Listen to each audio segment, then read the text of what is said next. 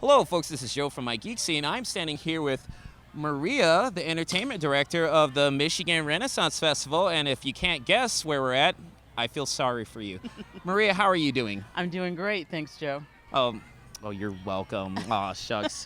Well, I'm here on opening weekend, and I was trying so hard to track down this lady. She's so busy. She's very elusive. I didn't think she existed, but I happened to walk upon a castle dinner, and I found her. Center of attention, as she should be. You can always find me, wherever there's food, I'm there. Oh, I am the same way. I mean, seriously, anyone who actually knows me outside of MIGeekScene can attest to that, especially free food. I have saved in my life. If it's free, it's for me. There you go. But nonetheless, this is not about me. This is about you and the Michigan Renaissance Festival. Well, obviously, I'd like to talk to you about this upcoming season, or the season that we're in the process of being in right now. Boy, yeah. I'm just rambling like a fool. We are in it. We have started. This is our opening weekend.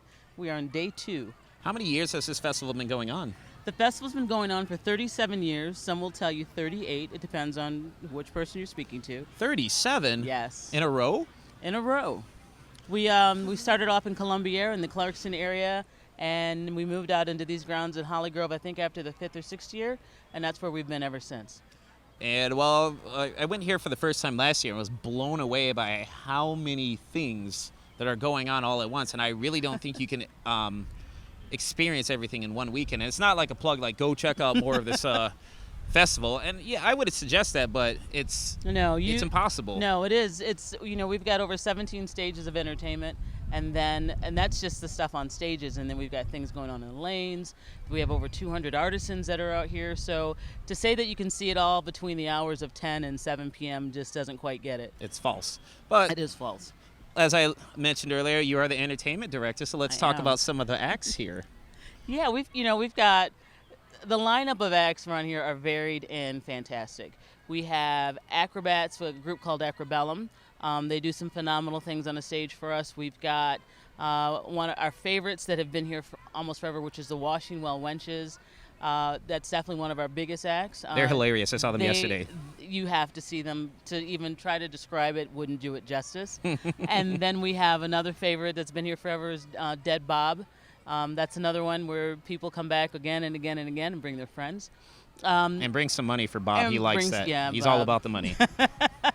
So, yeah, we have Dead Bob. We have the Washing Well Wenches. We have great music. We have Tartanic, if you like bagpipes and with a twist, and drums, and also Pictus, which is a more tribal bag-type ensemble that we have out here. We've got, and then, we've got the great pub bands, the great singers and guitarists and violinists.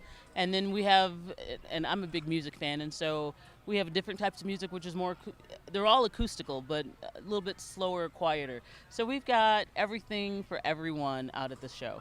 And also, if you're out and you happen to catch a glimpse of the Queen, bow before the lady, show some proper respect. That's right. I used to be with Her Majesty quite a bit. She walks too fast for me now, so I just, I say, I'll meet you at the corner. Queen Elizabeth is our reigning queen here. That's played by Caroline Jett, who is a professional actor and has been doing our show now for I think she's been doing it for about 12, 13 years and just does a phenomenal job there. And you also play a character as well. I do. I don't just, dress up like this. My character is an African princess, African royalty. She hails from the lands of Yoruba, which would be Nigeria, and her name is Princess Isade Abuku. And I've been playing her now for about 19 years. Did you create this character yourself? I created the character. She is a fictional character, but I use a lot of the traditions and histories of Africa at the time. When I first started doing this as a performer, I would speak about my different parts of my attire, which were really unique. They're done in Elizabethan style, but with a lot of Afrocentric things to it. And so I would build these stories about different parts of my attire. And it became something that the next thing I know, I'm doing storytelling. And it was a really great entry for me to do that. So, yeah. All right. Well, I also like to, when I do interviews with folks, give a little glimpse into the person behind the performer. How did you get involved with the Ren Faire scene? Oh, we're going to get to what we were talking about prior to. How did I get involved? And your first exposure, too. I know. Well, actually, I grew up out in this area. I lived in Holly and had never attended the Renaissance Festival, and came back one year with some friends, and really enjoyed it. Just got hooked right away and came back. I was almost out here every weekend. And then I came back a second year as a guest out here every weekend, and I said, you know what? I'm tired of spending my money coming through the gate. I think I want to audition. I thought I was done spending money, and quite to the contrary. But anyway, I auditioned the next year, and at the time, I wasn't a teenager, and just loved it. And got auditioned, made the court, and that's where I've been. All right. Well, more glimpses into you as a person. Careful now. I'm gonna keep it classy. Well, you're also, I believe, is it a choir director, a chorus director? I'm a chorus director. Of the Sweet Adeline International. Yeah, so I sing. I'm a member of Sweet Adelines International. We are a women's a cappella singing organization.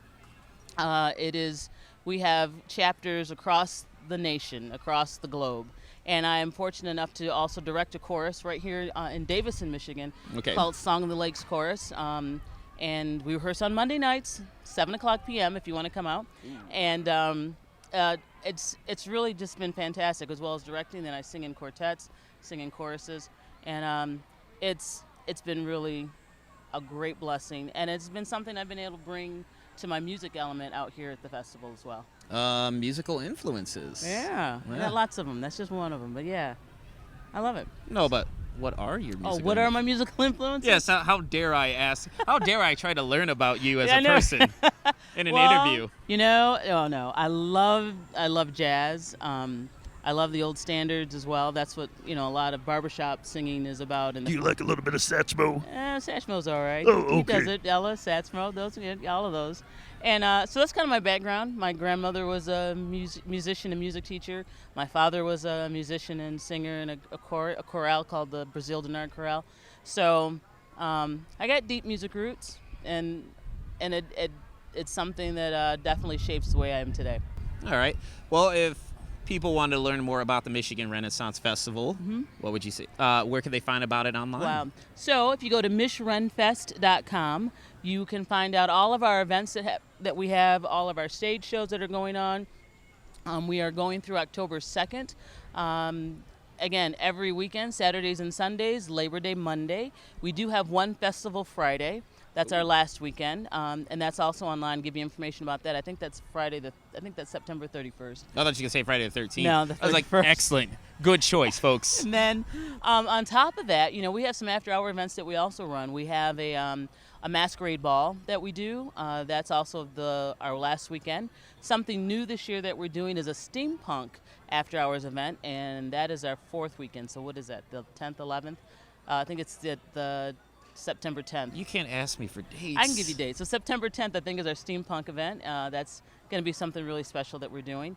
And then, if you don't get enough of us, right, through October 2nd, if you don't have enough, we run a Halloween show called Phantom's Feast, and that's held right back here in this castle. And we do that all of the month of October once we close out. Yep. And final question. Yes. For the viewers out there who've never been to the Michigan Renaissance Festival, what would you like to say to them? Wow. Besides what's wrong with you? Yeah, well, you know what? You got to come at least experience it. I think it's something you're going to fall in love with. It's really something where you kind of step back in time, and we don't take ourselves too seriously. And so you step back in time, have a good time. And it's just really fantastic, fun for families, fun for couples, fun for the kids, whatever you want to do. Seniors, everybody, there's something for everybody out here, and it's just a great event. Most excellent. Well, Maria, thank you so much for this interview. Joe. You're welcome. Well, folks, this is Joe from MIGeekScene with Maria, the entertainment director of the Michigan Renaissance Festival. Give yourself some credit. You put on amazing acts. This is Joe from MIGeekScene. Take it easy.